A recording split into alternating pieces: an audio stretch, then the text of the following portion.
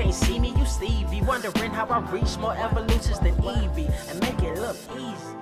What is up, Earth's mightiest subscribers? It's Ernie, the Blerd without fear.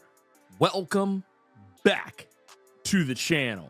Today, I'm going to be talking about Marvel editor Tom Brevoort's comments last year. It's actually something that cropped up around the fall, but I just kind of took my sweet time getting around to talk about it. But here we are, and we're going to talk about it now because it's something that I feel has become kind of troubling, really not just at Marvel, but specifically, some of you may have recently seen my video for NYX number 7, and I saw some things that kind of reeked of what Tom was talking about. Now, for those who don't know who Tom Brevoort is, he's a guy who has worked at Marvel for quite some time. He started out as an intern back in 1989, and since that time frame, he had worked his way up the ladder from being a non-paid intern to actually holding a paid position as an editor, and eventually worked his way up. I think roughly around the time of 2007, he became an executive editor, and he's largely known for holding court over the Avengers and Fantastic Four side of Marvel Comics. But more recently, after the end of the Krakoan era, he took over as the editor for the X office, basically making him the head guy in charge with all decisions and all planning in regards of what can and will or won't happen for the foreseeable future. Everything X-Men from the Ashes, he's pretty much the guy that's in charge of all that. And I will go ahead and say right now, I mean, I'll give the guy his flowers. You know, he's been in the game since 1989, so it's no surprise that he is Marvel's longest tenured editor. That's no small feat.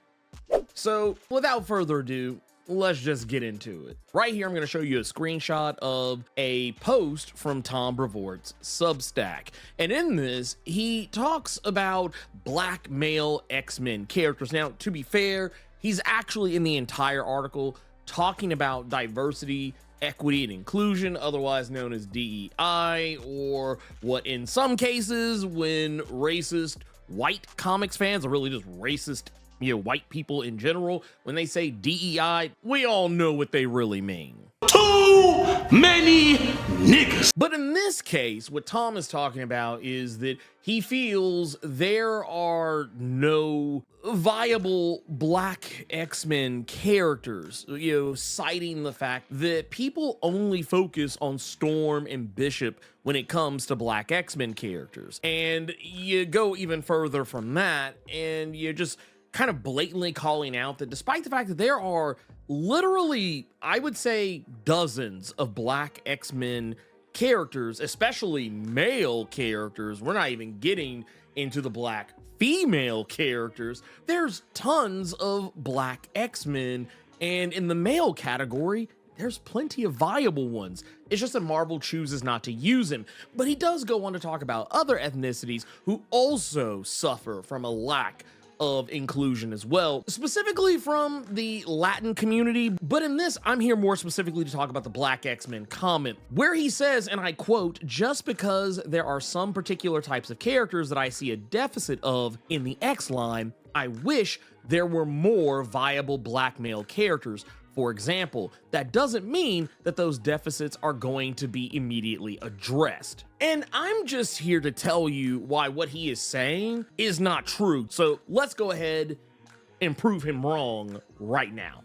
Now, aside from characters like Storm and Bishop, and like I said, I'm strictly only focusing on the male characters. I'm not going to go into black female characters, not because they're not important, but because I just want to address Tom's main comment. I mean, if we wanted to talk about black female X-Men characters, we'd be here all day, but hey, maybe we'll talk about that in another video. You guys let me know what you think. So first and foremost, I immediately take umbrage with what Tom is saying because there are two specific black X-Men characters who have been, I won't necessarily say at the forefront of all things X-Men related, but compared to characters like Storm and Bishop, they have actually both at very different times been a face for an X-Men team.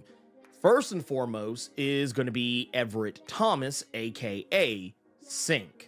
Now, Synch is a character who made his debut in X-Men Volume 2, number 36 in 1994, and he is arguably one of my favorite X-Men characters. I have gone on record to say that he is, in fact, probably my favorite X-Man of anybody. That's because he holds a very special place in my heart, so I will admit some personal bias when we talk about this, but I remember seeing Synch for the first time and feeling seen as a little black kid, especially a little black kid who around that age, around like 12, was already, shaving his head. I was like, at that particular age, I think I had actually shaved my head for the first time. And then I see this character, this, black kid who's, become an X-Man. He has these really cool powers where he can just borrow the power of anyone who's standing right by him.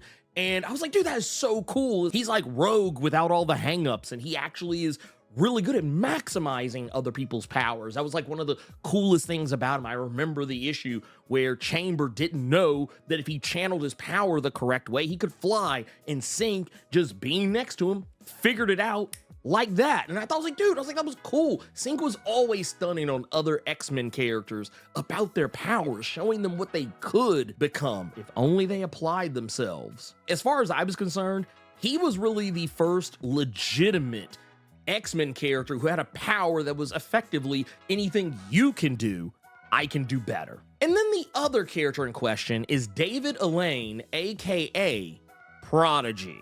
Now, Prodigy made his debut in New Mutants Volume 2, number 4 in 2003, and kind of in a similar vein to Synch.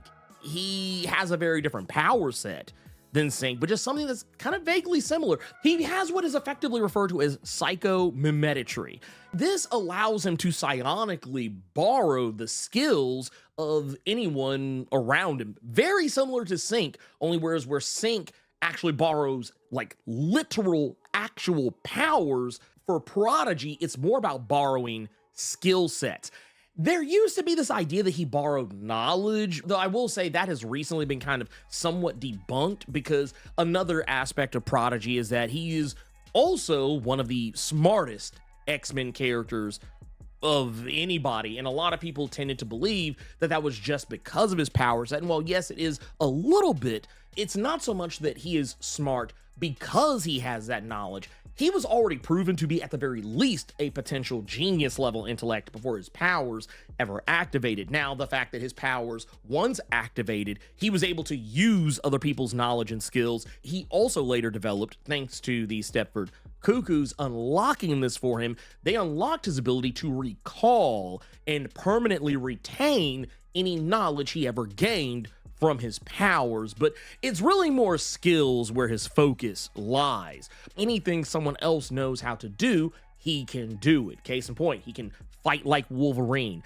He can be as agile as Spider-Man. He knows all the places to, tap somebody with a pressure point to render them immobile like Iron Fist. It's all sorts of stuff like that that make Prodigy special. And it was once proven in a story arc, if he ever actually wanted to apply these abilities, he could effectively take over the world if he had the mind to do so, but he doesn't. These characters both have been faces for the X-Men. Synch was the face for both Generation X back in its heyday. He was its field leader for a long time, and he also was the face for the X-Men during a huge chunk of the Krakoan era. He basically was the second in command of the Jerry Duggan-led X-Men during Jerry Duggan's initial run of the X-Men comic, and also during the Fall of X, became the main face and leader of the X-Men during that time frame. Prodigy was the face of the new X-Men in their Volume 2 era. And while he never really led any other teams after that, he did make a lot of rounds hanging out in comics like the Ms. America series, as well as the Young Avengers series, and eventually re-upped with X-Factor, and has also been hanging around in NYX. The reason why I bring these two characters up first is because I just thought it was so strange that these two characters, two black characters, who have never really, despite the fact that they are very similar in a lot of respects, that they didn't ever really interact on any major or meaningful level over the course of their time prior to some of the more recent events, which made it seem even more weird that they were made to fight each other, once they finally had a chance to sit down and interact. I thought that was so strange and just not good, not wise by any stretch of the imagination. Now, they're not the only viable Black X-Men characters. They're just the ones that usually stick out to me first. If you wanted to delve more into Black X-Men characters that are viable in their own right, and I wanted to make sure I am very clear when I say this, the reason why I think a lot of this statement is loud and wrong at the same time is because what Tom is basically saying is that these characters don't sell. That's what he means by viable. He means that no one's checking for these characters. But I will point out that most characters that are popular right now are characters that got force-fed down our throats. And these are characters that are not. Like, I would love to point out that the reason why everyone loves Storm is because when Storm hit the scene, she was literally everywhere. Like, she was in every X-Men comic. She was always on a cover somewhere. And, to be fair, she earned, every bit of the pageantry that she ever got. But it was because back in the day, Chris Claremont chose to write her as something viable. When these other characters that I'm talking about, like Synch and Prodigy, they've either written them poorly or written them to the background.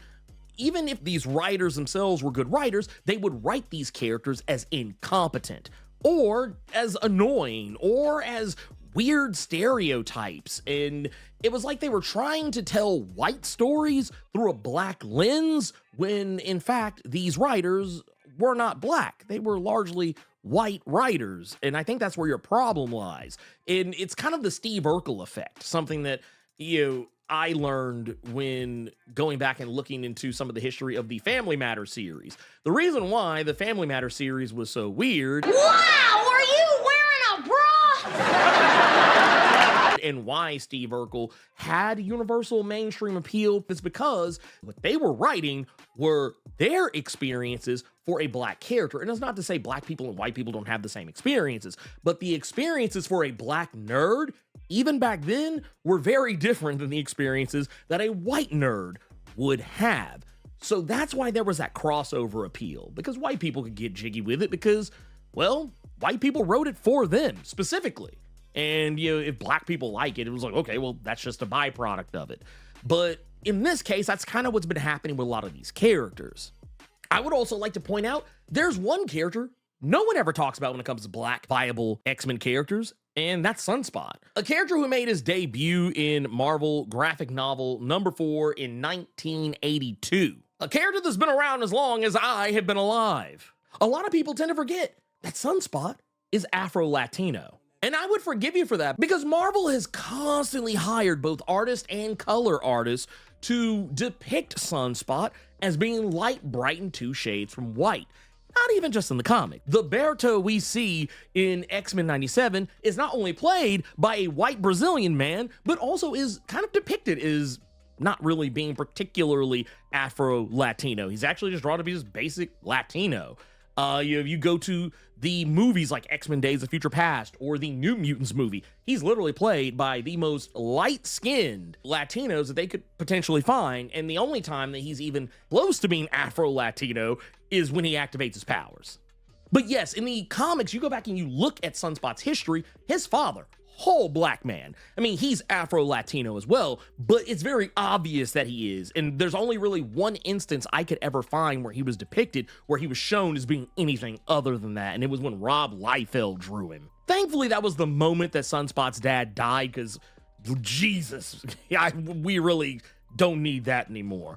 But I would also like to point out that Sunspot, being an Afro-Latino male, he kind of ticks both of those boxes that Tom was talking about. The lack of Latino representation on the X-Men and the lack of viability for black male characters. Sunspot ticks both of those boxes for you, homie. I'm telling you right now, you literally have one of the coolest mutants in your back pocket, and you're not using him, like, at all.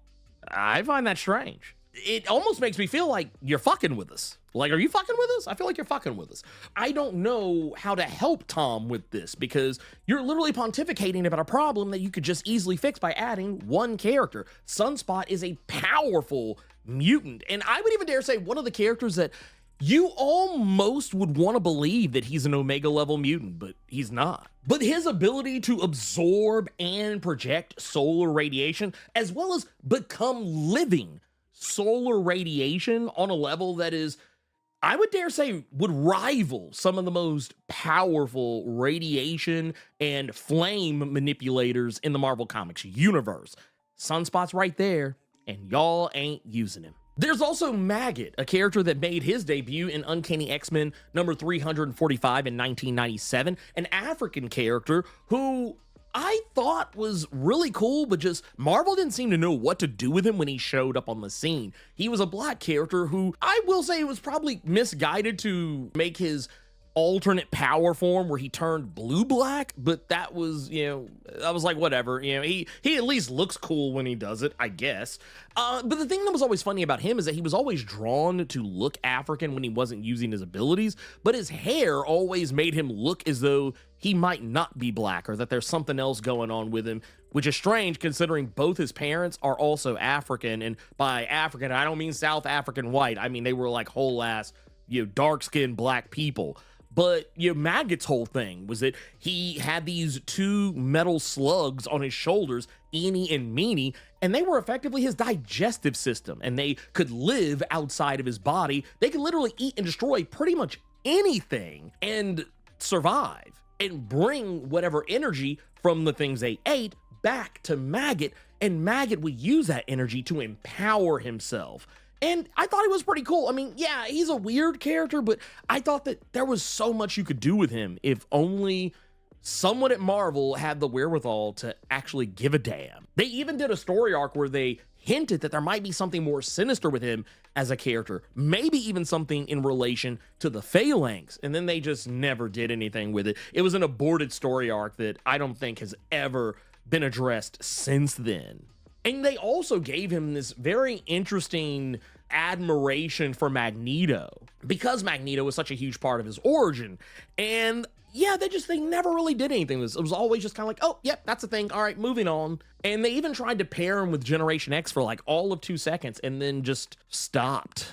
Like, I get it. He's a weird character. Don't get me wrong. But I feel like he's a weird character that if you would have gotten the right writer to work with him, I think it would have been something very special. There's also Nesno Abidemi, aka Gentle, a character who is a bit more recent than some of the other characters I'll bring up in this video, but he made his debut in New X-Men Volume 2, number 23 in 2006. And his whole thing, and I think what actually made him very interesting, is that while he was a Wakandan, he was also part Russian. Hence why his first name doesn't sound like a typical Wakandan name. But in this particular case, Gentle was a mutant who was superhumanly strong and could manipulate his size and mass. He was a character that was considered to be on parallel with classic X-Men characters like Colossus. And while he couldn't turn his skin to metal like Colossus could, he was incredibly durable, and he also had a little touch of the Hulk in him in that his power level increased the more he used his abilities. So he was a guy who could have easily been an iconic heavy for the X-Men. Like, honestly, considering that this character debuted in 2006, it's an absolute travesty that while we're literally in 2025 now, and almost 20 years later, Gentle is not a household name the way that Colossus was. He had an interesting backstory, the fact that he was a mutant from Wakanda, and it was a commentary on the fact that, well, yes, Wakanda was, you know, a cultural and technological mecca. The fact that he was considered an outsider, not necessarily so much just because he was a mutant, but because he wasn't full-blooded Wakandan. And more specifically, Wakanda has very weird ideas about mutants. Like, as much as you would assume that Wakanda would be a safe haven for mutants, it's not really up until recently that Wakanda has softened its views on mutants. They have very different ideas about, what these, types of characters are, and they're just treated differently than how they're treated in the States and, maybe everywhere else in the world, but still treated differently. And I thought that was a awesome opportunity to really dive into that. And to be fair, they did kind of try to do that with a couple of little small story arcs with Gentle, but it just never really went as far as it probably could have. Another character they could have used is Armando Munoz, aka Darwin, another Afro-Latino brother who has been around for quite some time. As a matter of fact, he made his debut in X-Men Deadly Genesis #2 in 2005. This is a guy whose whole power set is that he can survive anything, hence the name Darwin. Matter of fact, this is a guy who you say that he's not viable, like you make this comment, Tom, that this guy is not a viable black male character, but here's the thing, once again, just like with Sunspot, he ticks 2 boxes for you in one swing. You don't even have to think that hard about it, baby. All you gotta do is throw them on there. Both of your Latin boxes ticked and your black boxes ticked. Done. You just cut the check and move on with your day. And he has an easy power set, one that you can play with and maybe even come up with some new ideas for. I mean, sure, would it be hard to write? Probably, but that's why you are in charge of hiring the writers who can actually take care of this stuff. And the other thing I find interesting about this too is you can't even say that people don't know who he is, because most people, if any, know who Darwin is. It ain't because of the comics. It's because of his inclusion in the X-Men First Class movie. He was played by Eddie Gathegi and famously killed off in the most disrespectful way humanly possible. As a matter of fact, there have been so many memes and internet posts over the years since the release of X-Men First Class, talking about justice for Darwin, because he was literally billed as the unkillable man, and yet he was killed in what was quite literally the dumbest fashion humanly possible. And yet, we're not doing anything with this guy. You could do something, redeem him in the eyes of X-Men fans. Put some respect on his name. I promise you, if you were to take at least one story arc to put some respect on Darwin's name in the comics, I guarantee you, it would raise his cachet even further. Why are we not doing this? I'm giving you these ideas for free. You should be paying me. What are we doing here? I shouldn't even be telling you this. You know what? I ought to keep this to myself. I'm gonna keep these secrets to myself. I tell you what, I will let these secrets go if y'all click that subscribe button. And I tell you what, tap the notification bell too, so that way you don't miss out on any of my videos. That is the cost that you need to pay. I think that's a humble thing to ask for. That's just me. Tell you what, one more thing. I'm asking you one more thing. Click the like button. Click the like button, because I'm telling you right now, if you click that like button, it's going to expand the reach of the video, and that is worth its weight in gold. As a matter of fact, I have often seen on average, when my videos get at least 1,000 likes, then the views go up exponentially. We're talking like in the 10,000 views range. So like if everybody who watches this video clicks that like button, that helps me out, and I'll give the rest of this away, just for, whatever. All right, let's carry on with the video. Now this one, I'm gonna be honest with you, I don't have a whole lot of nostalgia for, because I didn't watch this animated series, but you could very easily include a character like Spyke. Spyke, who made his debut in X-Men Evolution back in 2000, and is, for all intents and purposes, one of the more interesting characters you can include here, because, we were talking about Storm earlier. Oh man, people only care about Storm and Bishop. Well, guess what? Here is a slick-ass way to include a character who has a connection to Storm and would maybe get people to jive with him a little bit more who aren't familiar with the X-Men Evolution series. Spyke is interesting just in so much that technically there's already a character who can do what he can do in Marvel Comics, and that's the character Marrow. Spyke has the same ability that she does. He can manipulate his bone growth in all the same ways that Marrow can. He can use it to create weapons that he can either hold in his hands or weapons that he can fire from his body. He can create armor for himself. And I would also say, just in terms of the fact that he is not an electrical Negro, it's just a feather in the cap. This was a character, once again, made in 2005. It would have been real easy because of like the popularity of stuff like Static Shock. You could have just as easily, Marvel could just copy that homework and made him an electrical Negro. They didn't do it, and I applaud them for it. I don't have the nostalgia for this character like a lot of people do, but I think I would give him a leg up, because you say, hey, this guy's with Storm, he's a nephew of Storm, oh, hey, he's got these cool powers. You might need to change him up, maybe church him up a little bit to give him some distance, put some daylight between him and Marrow. But yeah, it could very easily be done. This guy could be viable. Like honestly, other than Darwin, like when I'm talking about characters who already have a leg up with fans, you like, and I'm just fans, non-fans, like non-comics readers. Like there's people who love X-Men Evolution who haven't read one stitch of X-Men comics. You're literally just opening up the barrier, for entry. You're opening it up so everybody can get in. I don't see why you're not doing it. Don't get it. Seems like a silly move to me. Now, this next one is another strange one for me. Jesse Aronson, aka Bedlam. This is a character who, kind of similar to Darwin, has a little bit of cachet with people who might not exactly be comics fans. Because, for those who don't know, Bedlam made his debut in, technically you could say MCU debut, because Deadpool has been back retconned into the MCU in Deadpool 2.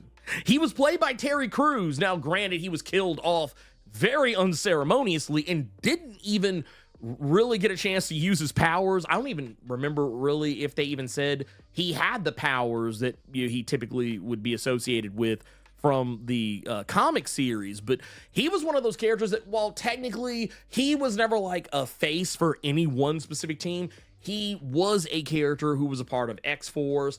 And honestly, while I think he's a cool character that just never really had his potential explored on any major level, the whole thing with him is that he could manipulate bioelectric fields. His main thing was electromagnetic pulses and manipulating machinery, but he could also manipulate the electronic waves in a person's brain and effectively knock them unconscious or maybe even kill them. I will actually say, if Tom is talking about non-viable X-Men, this would be like the one black X-Men character I say is maybe not viable, but not because he can't be viable, but because no one's ever even tried to make him viable. I'll be honest with you. Bedlam's greatest claim to fame, other than getting unceremoniously killed in Deadpool 2, is really just that he was crucified on the front lawn of the X-Mansion, and yeah, that's it. Does that mean that has to be his legacy? He can be treated better than that. I say, why not give it a try? I promise you, he could be made to be greater. Is he kind? He's kind of an electrical Negro. Not gonna hold you on that. He does technically manipulate bioelectric fields. I mean, he's, but hey, look, I can work with that. I could work with that. I'm just saying, give him a chance. Get the right writer with him, and I promise you, you could make some beautiful things happen with Bedlam. If someone deigned to give a damn to try. There's another character that I would also say, and this is actually more of a relatively new one. It's a character by the name of Third Eye. Someone who made their debut in the Sabretooth series during the Krakoan era. Third Eye is a mutant that we don't really know a whole heap of a lot about. He is, for all intents and purposes, a mystery. Like, his entire backstory is shrouded in it. And honestly, I don't think we'll ever actually get it. But he's such a smooth and cool character. And he is actually one of the few black telepaths that Marvel has at their disposal. Interesting. I always found it funny that there weren't that many black telepaths in the Marvel comics universe, at least on the X-Men side of things. I always thought that was strange. Such a strange move. It was like they're all mostly either white or Asian. Like, I don't know. That's kind of wild. But there are some. I'm not saying there aren't any. There are others. It's just that they don't get any fanfare. They're usually one and dones, kicked to the curb or killed off. Take your pick. Yeah, it's always one of those.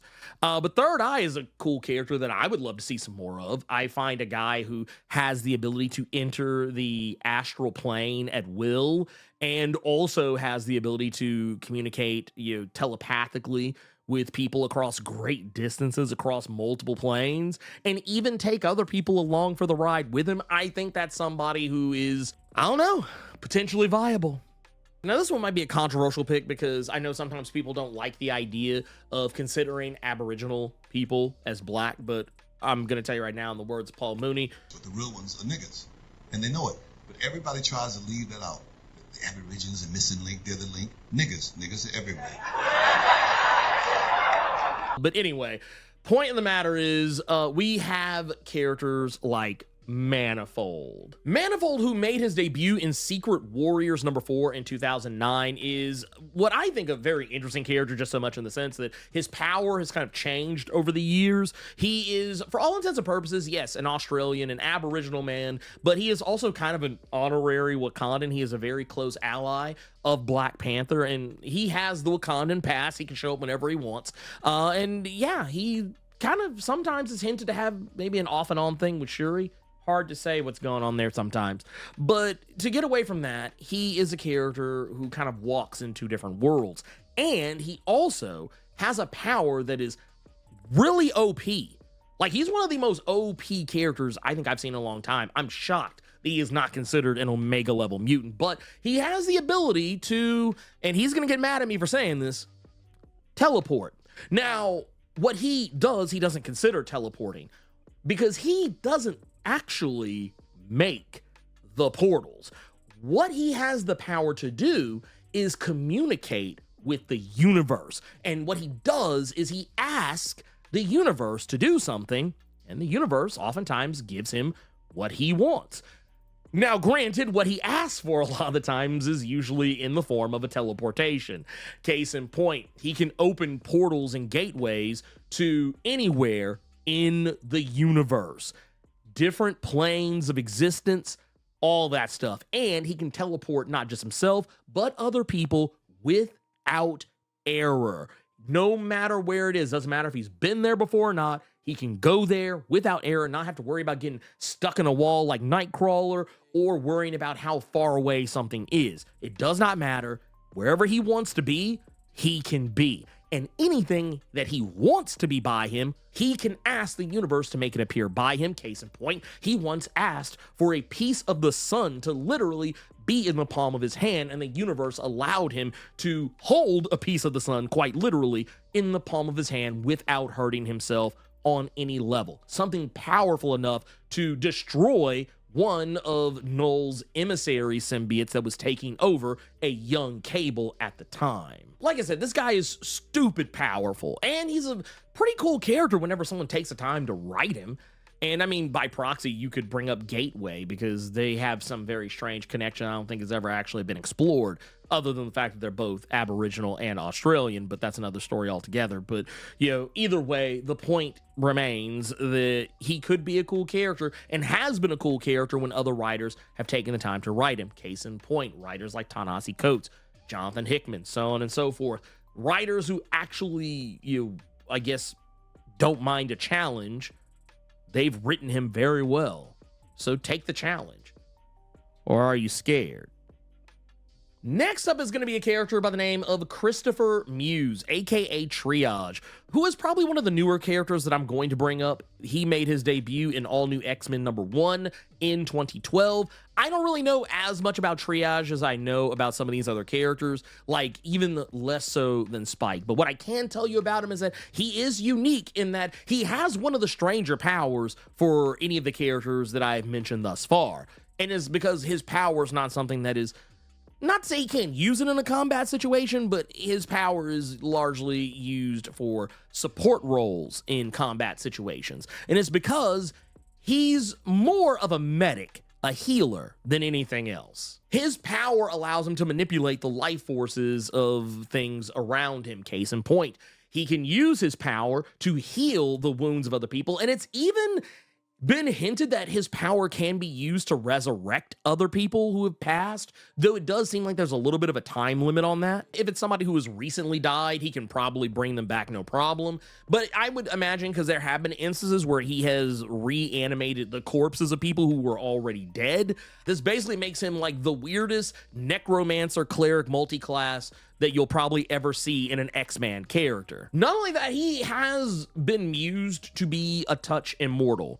When it comes to viable, I'll actually put him kind of in the same category as characters like Bedlam. I would agree he's not like readily viable, but I think he could be if someone actually took the time to give a shit enough to write him. I think you could do just about anything you want when someone actually wants to do it. It just is what it is. I will also tell you that, and I saved this one in my back pocket for last because I think this is a character nobody checks for. Like, I don't know anyone who actually knows this character, like, personally. Like, I think when I have brought this character up in, you know, social circles, whether it was IRL or on the internet, I think I've only ever encountered like maybe 1 or 2 people who knew who I was talking about when I said the name Shola in Kosei. Shola made his debut in Mechanics #1 in 2002. This is a Chris Claremont creation that I felt had a lot of potential, but then just disappeared into nothingness. And I think of every character I've talked about thus far, he is the one who has shown up in the least amount of stuff. And it's largely due to House of M. He was one of the many mutants who got depowered during that time frame, and we really haven't seen much of him since then. But he was a very interesting character. I liked him a lot. I thought he was actually a pretty damn cool character because he possessed what was referred to as combat telekinesis. Most because his power with telekinesis wasn't so much for, I guess, like tactile use, but more for force. His telekinesis was so destructive that it made him a threat level to just about anyone he went up against. But he was also one of the few black telepaths. As I mentioned earlier, there's not very many. Like, outside of Shola and Third Eye, one of the only other black telepaths that I could potentially recall is Astrid Bloom, and she's dead. So, I mean, there you go. But no, Shola was a character who was kind of large and in charge in the Excalibur series back around that, you know, early aughts era, and largely hung out with Magneto and Charles Xavier when they were over that team at the time. And it was an interesting run with him. I think it's sad that he's not hanging around, but I will say if there's any one thing he suffered from, I don't think it was a lack of character. I don't think it was a lack of viability in terms of, you know, having cool powers. I think it was just a simple fact that at the time, you know, the mid to late 90s, early aughts, it was quite common to have black characters who were bald because, yeah, at the time, I think a lot of artists just didn't really know what to do with black hair. Like, you had 2 modes, actually I'll say 3. You had 3 modes as a black character. You either had a fade, you had dreads, or you were bald. That was it. Like Bishop, even by that point, Bishop no longer had the Jerry curl mullet like he used to have. Like, he was literally rocking a fade or being bald most of the time, and then later he ended up rocking the dreads. Like, nowadays he'd be rocking like nowadays he rocks a taper fade, but I guarantee you there have been multiple times probably someone wanted to give him the Killmonger.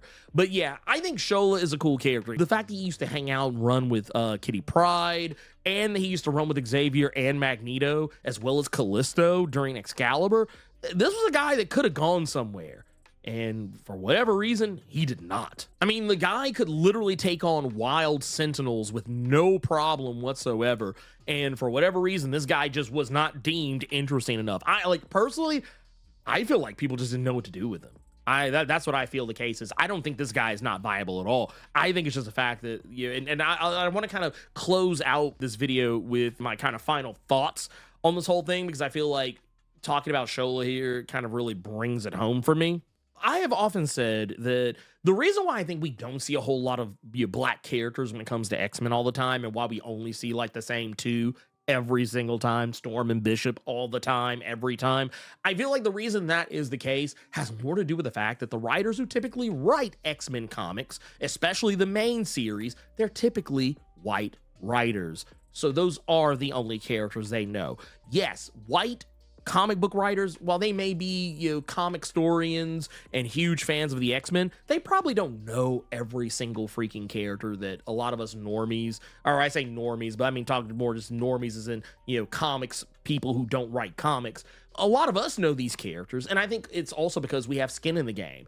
I think it is quite common for black people to know that there are, you know, tons of good black X-Men characters. I wouldn't expect Tom Brevoort to know that, despite the fact that he's even an editor. I feel like you're going to have tunnel vision. If you're a white guy who's running the X office, yeah, you're not checking for the black and brown characters. Why? Not necessarily because you're racist, but just because it's just not something you ever consider or think about. I actually think that's largely what it is. I think it's ignorance more than it is anything else, more than it is, like, I know a lot of people want to believe it's genuine, you know, malice.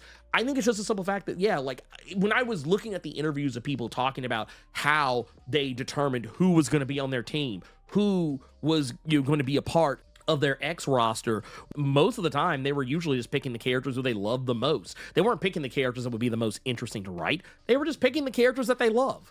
And then maybe sometimes they might add a character if they're told to. But yeah, I think it's safe to say that I don't think there's often actual malice. I think it's just, yeah, people just don't know. And they don't know till you tell them. You know, they might have to be reminded sometimes that these are things. And I know that I'll probably catch some flack for saying this, but yeah, I think that, you know, even the best writers, and I'll go ahead and say it right now, I think every writer in the X office currently, with the exception of Eve Ewing, and that's because she's a black woman, she's actually trying to make viable black X-Men characters on the team and other characters of color. And then you have Marewa Ayadeli, who is writing Storm right now and has taken opportunities to include other black X-Men characters and other black Marvel characters in his Storm series up to this point. But once again, African man, no surprise.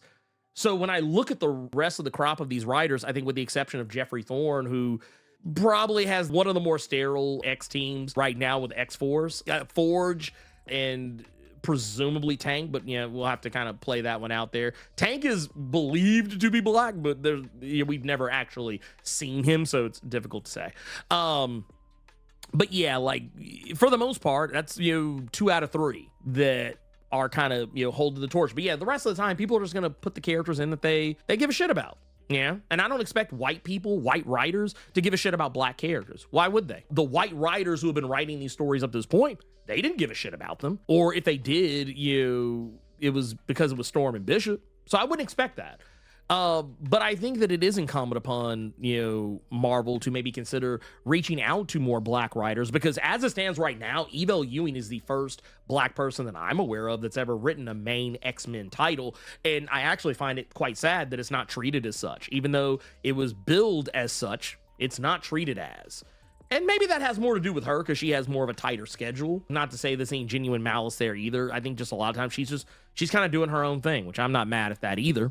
The real question is, what can we do to fix this? And I think it's voting with your dollars. That's always going to be my answer. It's incumbent upon us to remind the publisher, Marvel, that these characters are viable, because I'm gonna tell you what happens a lot of the time is that we don't support the books. I won't say we don't support the books, but just the books in general don't get supported. And I think the way that we can fix this is by doing that. Like, case in point, we support the characters and the stories that we like. So if there's a Bishop book or a book with Bishop in it, you love Bishop, buy that book. Get it in your pull box. You see a book with Bishop, Synch, Maggot, Gentle, or Sunspot or something, buy the book. I would even go as far as to say is don't just buy the book, have it added to your pull box, because that actually speaks even more volumes than just you buying it, because every comic book company looks at that sort of thing. They look at the pre-orders. Like, comics get canceled based on pre-orders. If not enough people are pre-ordering the book, they will cancel it. Full stop. When you pre-order it, Marvel sees that, says, oh man, every comic book shop is asking us for this book.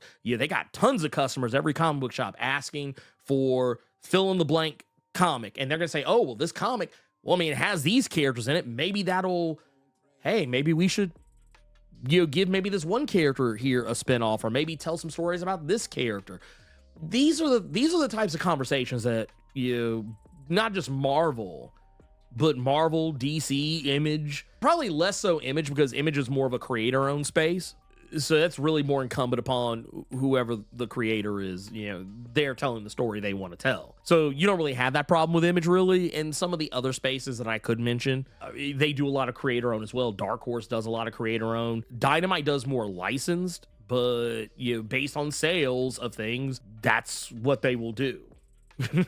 That's what they would. If they see a book is selling, they're like, okay, well, we're gonna do more of this. That's just called smart business. You know, go buy Storm. You know, you buy Storm, guess what? you're gonna get more Storm, and maybe even more black characters, because Marvel will be like, oh, I mean, they're really digging the Storm. Maybe we can backdoor pilot some stuff through her book, or maybe we can put Storm in a position where we can, you know, bring in more black characters. They'll do stuff like that too. And not just X-Men books, but, you know, any comic books. We support comic books with black characters in them. That goes a long way. I would also say not just where there are black and brown characters, though. Support the books where there are black and brown writers. Case in point, right now, the Storm series that is running right now is the absolute best Storm series that has ever been released. And it's written by Murewa Ayodele, as I mentioned earlier, the first actual African person to write Storm, an African character. And I don't think it's a coincidence why the story is so good, because someone's writing the book who has skin in the game. It just is what it is at that point. The future of the X-Men can be bright, but we cannot wait for Tom Brevoort or Marvel to see that for themselves. We have to vote with our dollars.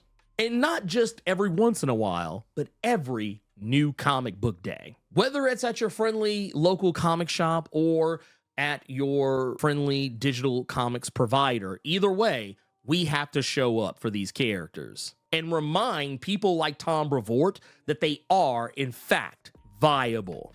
Never forget, if you have comics that you love and you don't want to see fade away, get them in your pull box. Ask the person behind the counter at your local comic shop.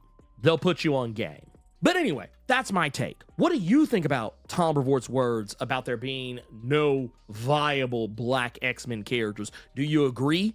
Do you disagree? And if you enjoyed this video, don't forget to leave a comment below and click that like button and help me out in the algorithm. And hey, especially for this video, let's prove Tom Brevoort wrong.